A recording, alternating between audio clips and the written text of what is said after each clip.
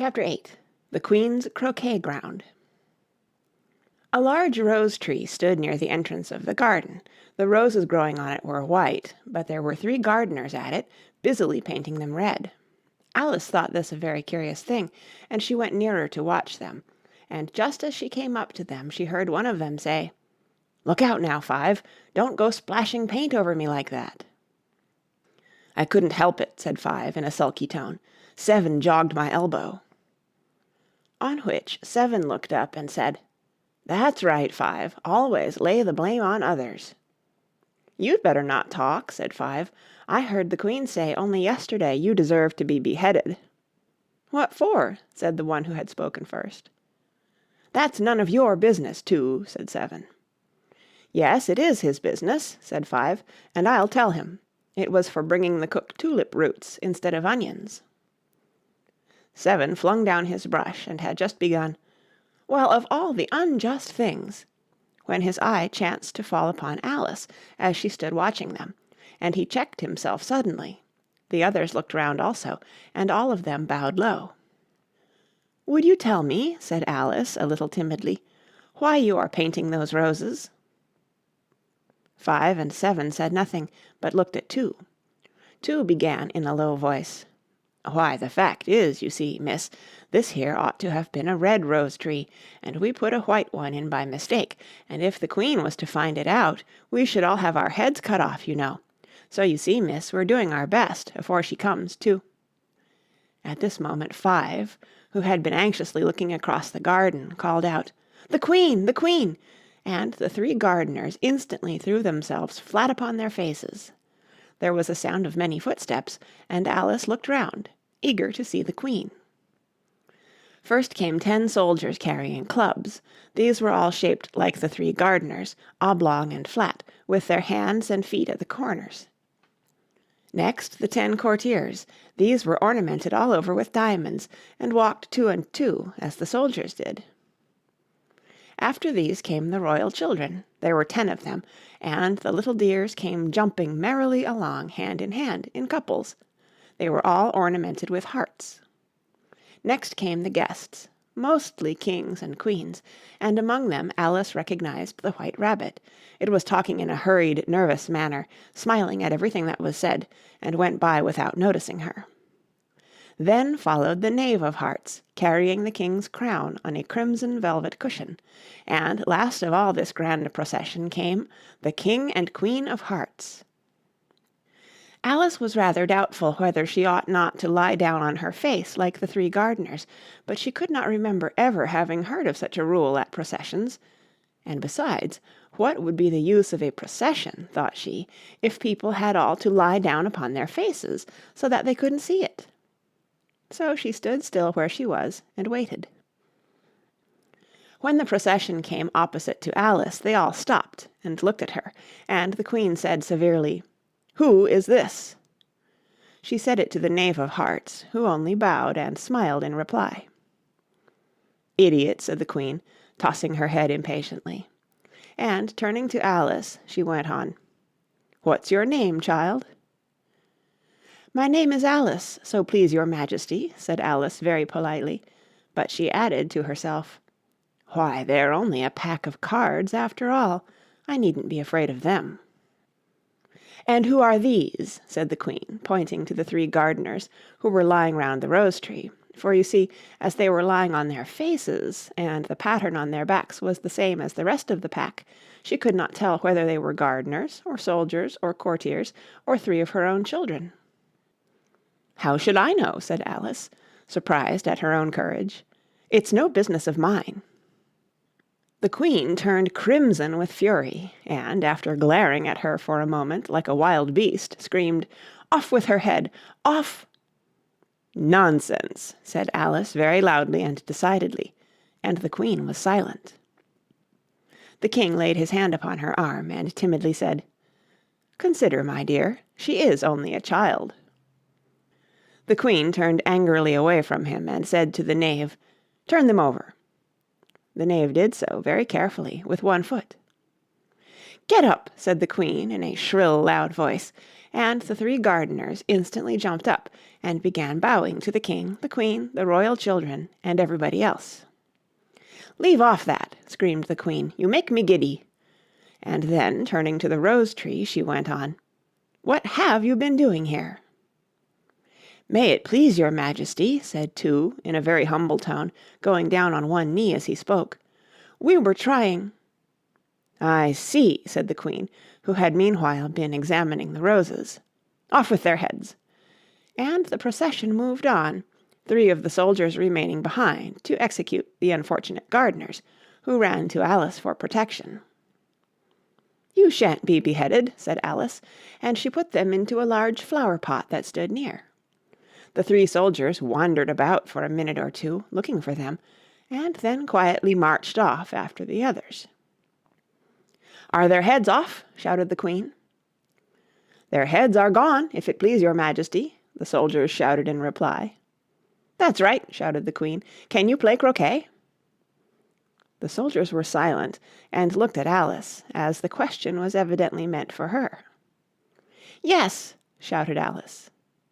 "Come on, then," roared the queen, and Alice joined the procession, wondering very much what would happen next. It's a very fine day," said a timid voice at her side. She was walking by the White Rabbit, who was peeping anxiously into her face. "Very," said Alice. "Where's the Duchess?" "Hush, hush!" said the Rabbit in a low, hurried tone. He looked anxiously over his shoulder as he spoke, and then raised himself upon tiptoe, put his mouth close to her ear, and whispered, "She's under sentence of execution." "What for?" said Alice. "Did you say, 'What a pity'?" the Rabbit asked. "No, I didn't," said Alice. "I don't think it's at all a pity. I said, 'What for?'" "She boxed the Queen's ears," the Rabbit began. Alice gave a little scream of laughter. "Oh, hush!" the Rabbit whispered in a frightened tone. "The Queen will hear you. You see, she came rather late, and the Queen said—" "Get to your places!" shouted the Queen in a voice of thunder, and people began running about in all directions, tumbling up against each other. However, they got settled down in a minute or two, and the game began. Alice thought she had never seen such a curious croquet ground in her life. It was all ridges and furrows, the balls were live hedgehogs, the mallets live flamingos, and the soldiers had to double themselves up and to stand on their hands and feet to make the arches. The chief difficulty Alice found at first was in managing her flamingo. She succeeded in getting its body tucked away comfortably enough under her arm with its legs hanging down, but generally, just as she had got its neck nicely straightened out and was going to give the hedgehog a blow with its head, it would twist itself round and look up into her face with such a puzzled expression that she could not help bursting out laughing. And when she had got its head down and was going to begin again, it was very provoking to find that the hedgehog had unrolled itself and was in the act of crawling away. Besides all this, there was generally a ridge or furrow in the way wherever she wanted to send the hedgehog to, and as the doubled-up soldiers were always getting up and walking off to other parts of the ground, Alice soon came to the conclusion that it was a very difficult game indeed. The players all played at once without waiting for turns, quarrelling all the while, and fighting for the hedgehogs, and in a very short time the Queen was in a furious passion, and went stamping about and shouting, "Off with his head!" or "Off with her head!" about once a minute. Alice began to feel very uneasy. To be sure, she had not as yet had any dispute with the Queen, but she knew that it might happen any minute. "And then," thought she, "what would become of me? They're dreadfully fond of beheading people here. The great wonder is that there's anyone left alive." She was looking about for some way of escape, and wondering whether she could get away without being seen, when she noticed a curious appearance in the air. It puzzled her very much at first, but after watching it a minute or two, she made it out to be a grin, and she said to herself, "It's the Cheshire Cat.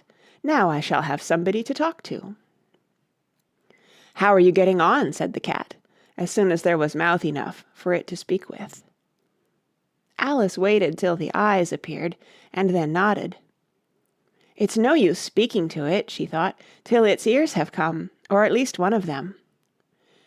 In another minute the whole head appeared, and then Alice put down her flamingo and began an account of the game, feeling very glad she had someone to listen to her. The cat seemed to think that there was enough of it now in sight, and no more of it appeared. "I don't think they play at all fairly," Alice began, in rather a complaining tone.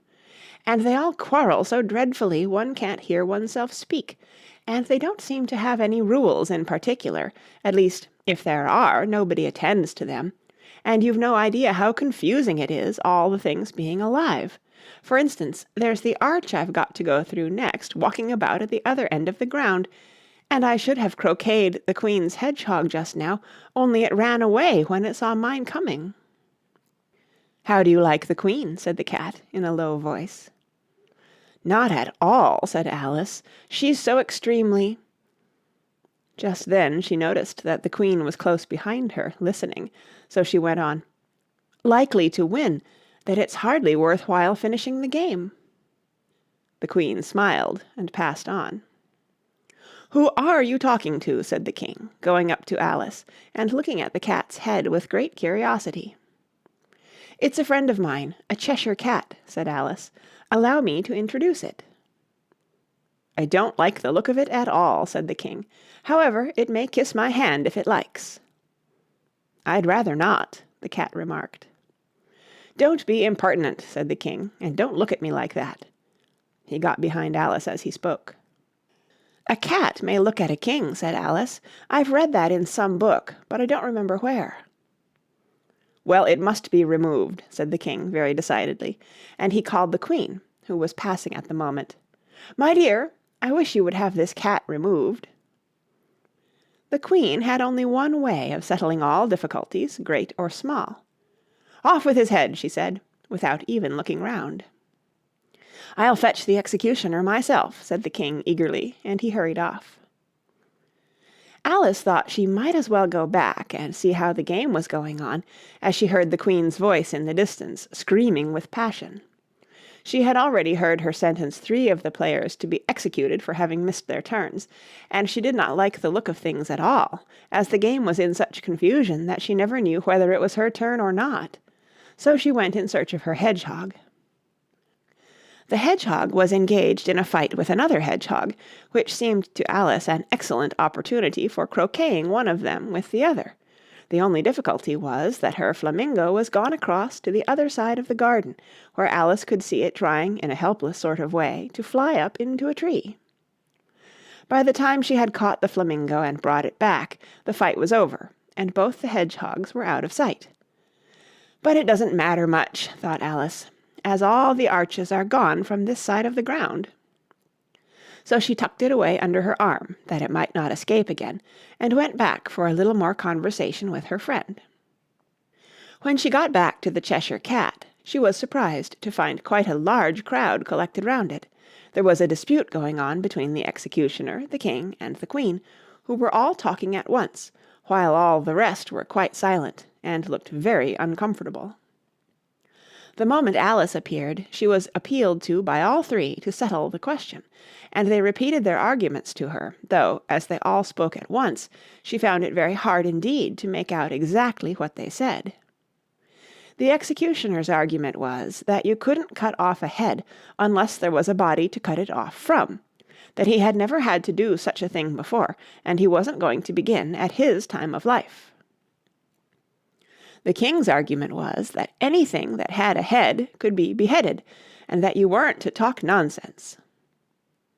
The Queen's argument was that if something wasn't done about it in less than no time, she'd have everybody executed all round. It was this last remark that had made the whole party look so grave and anxious. Alice could think of nothing else to say but, "It belongs to the Duchess. You'd better ask her about it." "She's in prison," the Queen said to the executioner. "Fetch her here." And the executioner went off like an arrow.